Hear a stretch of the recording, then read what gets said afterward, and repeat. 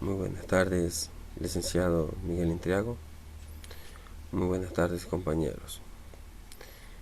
El tema que les voy a tratar hoy es sobre el origen de los derechos humanos. Los derechos humanos se basan en el principio de respeto por el individuo. Su suposición fundamental es que cada persona es un ser moral y racional que merece que lo traten con dignidad. Se llaman derechos porque son universales, mientras que naciones y grupos especializados disfrutan de derechos específicos que se aplican solo a ellos. Los derechos humanos son los derechos que cada quien posee, sin importar quién es o de dónde vive, simplemente porque está vivo. Sin embargo, muchas personas, cuando se les pide que nombren sus derechos, mencionarán solamente la libertad de expresión y de creencia y tal vez uno o dos más. No hay duda de que estos derechos son importantes, pero el alcance de los derechos humanos es muy amplio. Origen de los derechos humanos. El texto de la Declaración Universal de los Derechos Humanos de 1948 está inspirado en el texto de la Declaración de Derechos del Hombre y del Ciudadano de 1789. La Declaración Universal de los Derechos fue adoptado por la Tercera Asamblea General de las Naciones Unidas el 10 de diciembre de 1948 en París.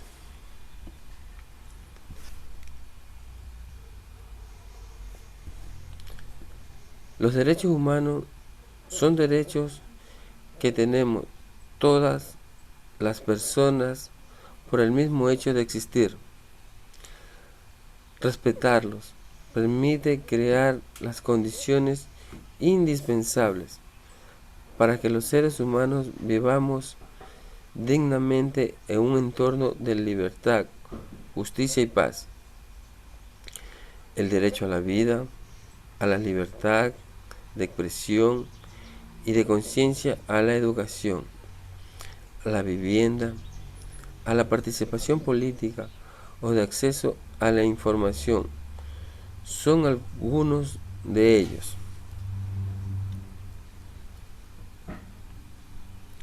¿Cuáles son los derechos humanos? Todas las personas tenemos derechos.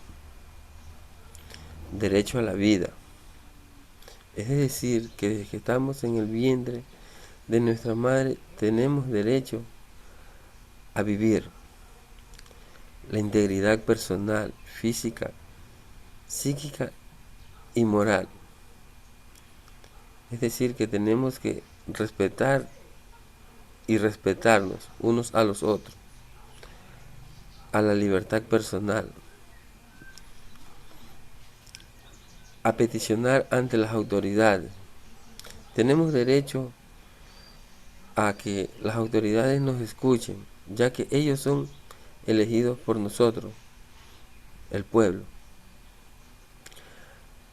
A la libertad de expresión. Decir lo que sentimos, no callarnos. A la protección de la libertad de conciencia y de religión.